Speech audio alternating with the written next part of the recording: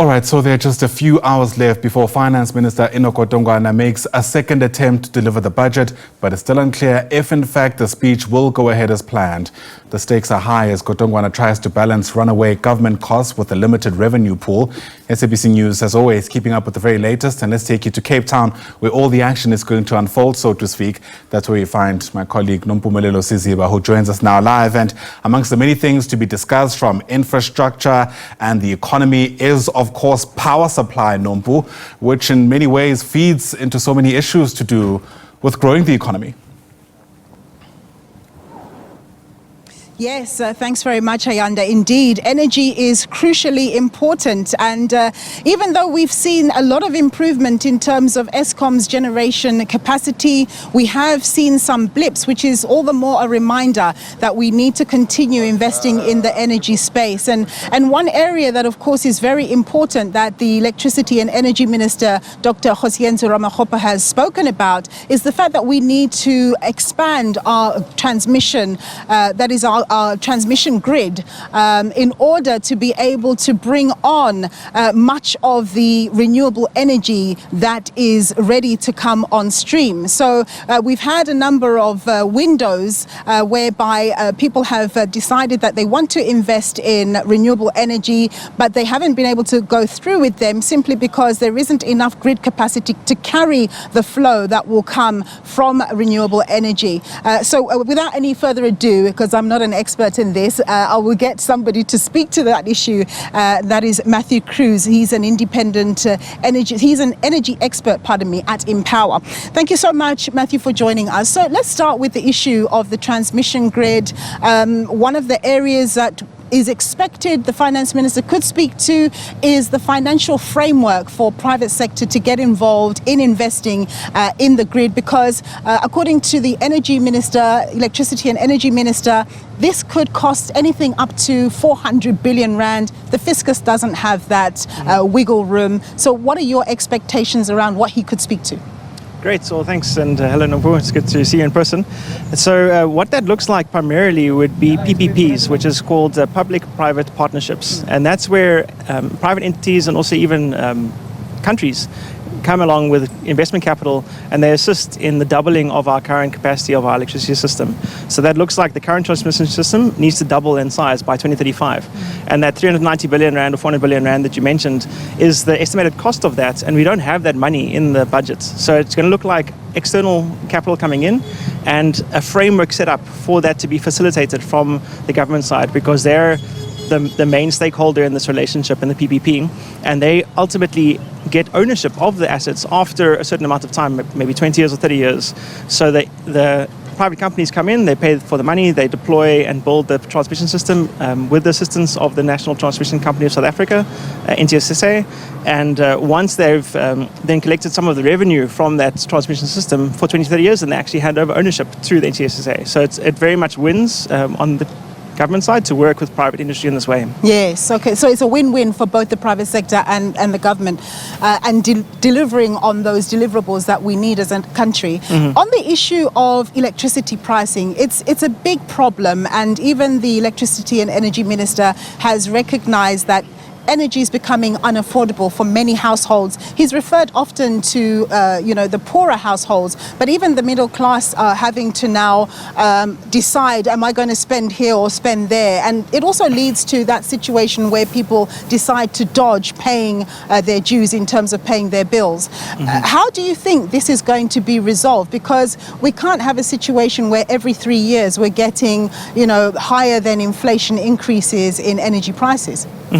Yeah, that's very good commentary, and we have seen over the last 5 years an effective doubling of the price of electricity with an average of 15% year-on-year increase. And this has led now to an increase of the cost of living crisis, where people are being put in a position where they have to choose between buying food or electricity, as the electricity minister put it.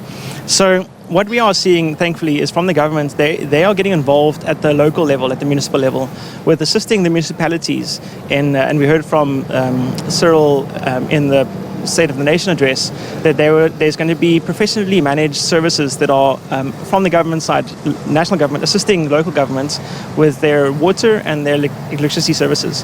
What this means is that private companies like Empower will be able to come in and build a solar farm and halve the price of electricity that's being delivered to the municipality.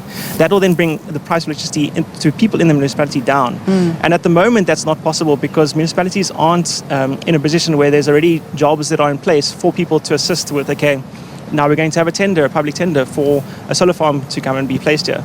So that looks like then provision from the government in the speech now of money that's provided to municipalities to assist with their renewable transition. And apart from that, then we also had previously seen the direct to households assistance with the 12B solar tax incentive, where you could claim back against your personal tax or as a business the portion of the cost, about a third if you're a business, of the cost of a solar system.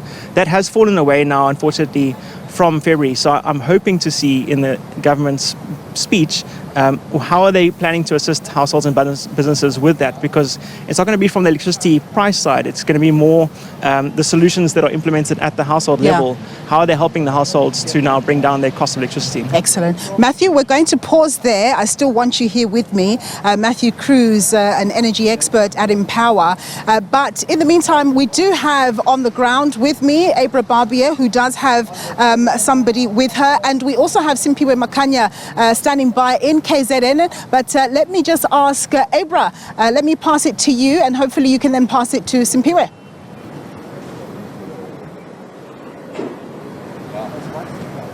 Nompu, thank you very much. I'm continuing with my interviews with various political parties ahead of the minister's speech at 2 o'clock this afternoon. And what I can tell you is whether it's a GNU party or a party who's not within the GNU, the consensus among parties at this point is that they are not going to agree to the proposed or to the 2% VAT increase. Mr. Steve Swart of the ACDP, on that very point, what is the ACDP stance on this right now?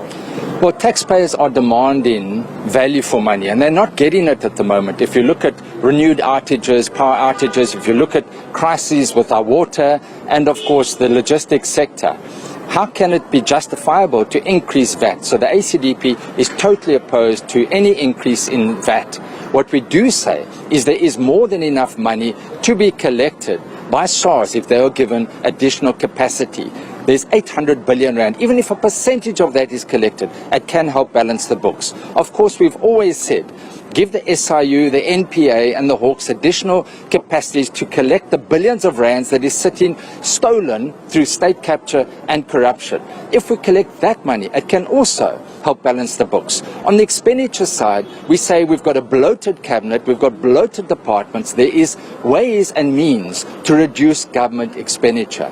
We cannot afford the NHI at this stage. There are other items that can also be postponed, such as the Bela Act, which the early childhood development, which can also be postponed. So there are ways of balancing the books, given the fact that we're expecting that the budget deficit is going to come in at 5%, with escalated government debt levels and debt service costs, almost R1 billion per day just to service our debt. That is unsustainable, and we've got to find ways of reducing government debt, collect the outstanding monies that is due to the state, and we can.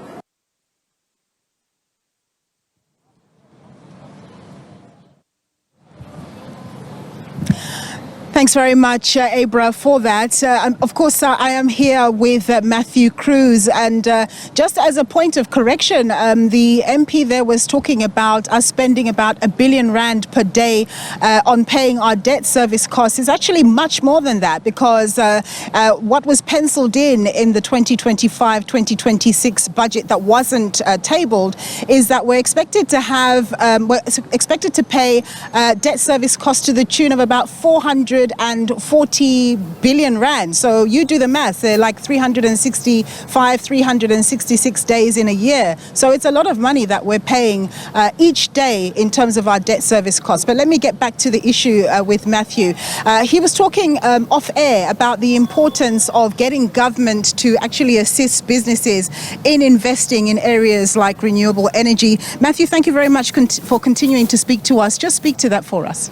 Great. So we heard from Cyril once again in the State of the Nations that there's going to be a focus from the government side on enabling and encouraging green manufacturing and also renewable energy. And green manufacturing means that you're using green energy or renewable energy like solar and wind to manufacture products. This will become more important going forward in South Africa as Europe has started implementing a carbon border adjustment mechanism, and from 2026 it's going to become quite severe for any products that are manufactured in South Africa that are exported to Europe, because our energy is unfortunately very dirty. It's about 1 kilogram of CO2 per kilowatt hour per unit of electricity that you're consuming from your plug at a home or a business. So going forward, what that looks like, previously we had the tax incentive from government, but it could also look like a feed-in tariff that is implemented nationally, both through the municipalities and through Eskom, that has been delayed in actually being implemented. So attention on that from government, because that will then encourage businesses to deploy large-scale solar on their properties, either on the roof or on the ground, and then feed in electricity. So it's the nation then deploying our personal private wealth into helping solve the energy crisis by deploying generation assets. So that's the one thing. And then also within municipalities, there was previously in the last year's budget 2 billion rand allocated to smart meters for municipalities that are in a debt relief program. So I'd like to see a bigger rollout of that, because that assists then with seeing where is my electricity actually going and who's actually consuming the electricity. That will help address then electricity theft, and also then do the municipalities actually receive the capital and then just not pay it forward, because we see that they're not paying it to Eskom, but we don't know if it's because they haven't received it or not.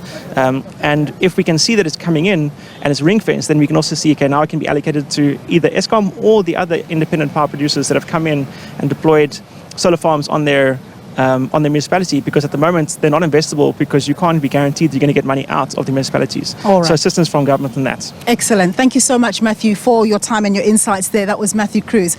He's an energy expert at Empower, giving us his thoughts around how we can invest in energy in the future.